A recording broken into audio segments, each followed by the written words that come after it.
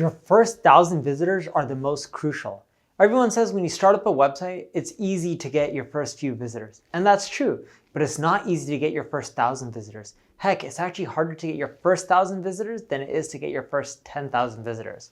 Hi everyone, I'm Patel, and today I'm going to share how you get your first 1,000 visitors without spending money.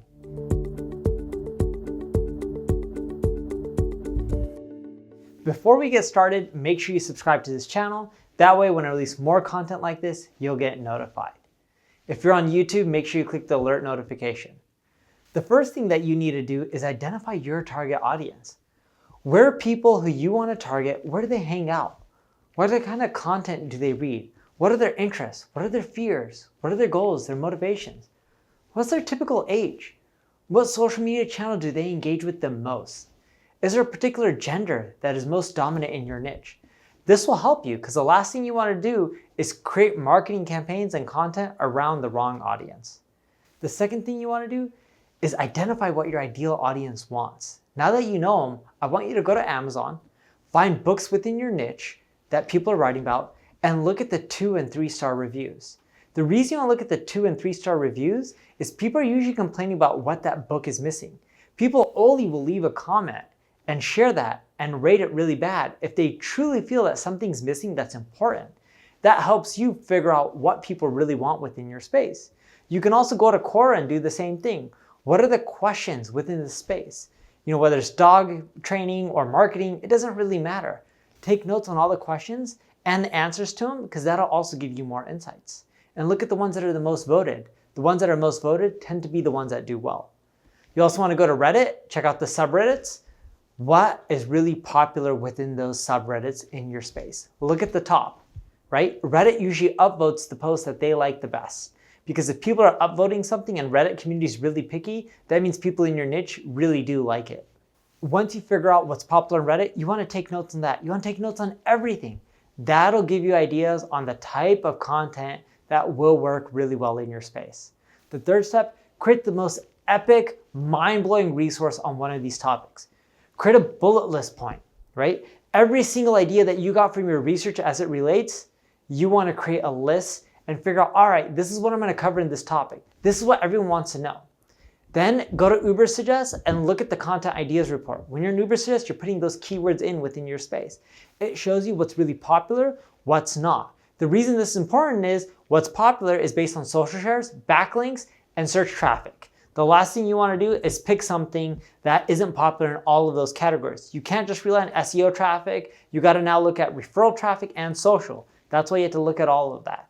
You want to bullet out all the ideas. Go through what are these pieces missing that they haven't covered? How can I make something better? Go read the comments on these blog posts. What are people complaining about? What are people recommending? This is your opportunity to create something that's better, more thorough, because you have all this data at your fingertips for free. Then I want you to write 25 headlines. You have to. The reason being is 8 out of 10 people will read your headline, but only 2 out of 10 will click through and read the rest. Now, of course, you're not going to use 25 headlines.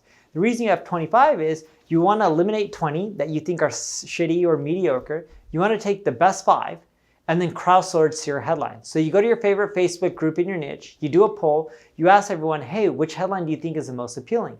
Get their opinions to pick the one that has the highest votes. Now, of course, if you have a better way of modifying it, feel free to do that. But usually you got your winner if that's what everyone tells you, that that's a winner.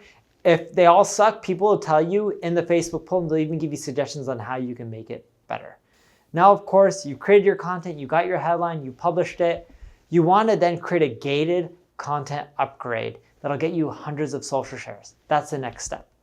When you create the gated content to get you the social shares, you do this by offering a PDF, an ebook, a crash course, complimentary resource. And if you're on WordPress, you can use OnePress Social Locker. That way, if people want that free ebook or guide, they have to share your content to get it. In other words, you're going to get a ton of shares because people want access to that. That'll get you more traffic. Then the next step, use your epic content as a promotion opportunity. See, when you write this content, you may be getting ideas from other places, other people's blogs. Link out to them. Let them know that you linked out to them and ask them to share your content. Ask them to link back to you.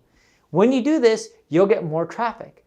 If they respond saying, sure, sounds good, That's great. If they say no or they ignore you, follow up with another email with a different headline, different ask, and then go from there. Typically, if you ask for a share, it's easier and you'll get a higher take rate than if you ask for a link back. Link back helps you with referral traffic and search rankings in the long run.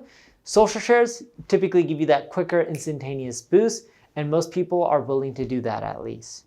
The sixth step that guarantees long-term traffic is to have push notifications enabled on your site. That way, when people opt in through the push notification and you create a new blog post, you can send a blast out to all of them and get those people back. You can do the same thing with Mobile Monkey for Facebook Messenger. You can do the same thing for Hello Bar for email capturing.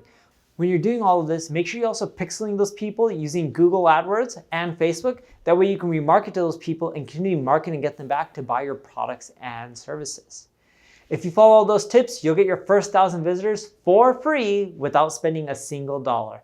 Thank you for watching. If you need help with your marketing, check out my ad agency, Neil Patel Digital. Feel free to like this video, share it, tell other people about it, leave a comment. I'll make sure and I respond and help you out. Thank you for watching.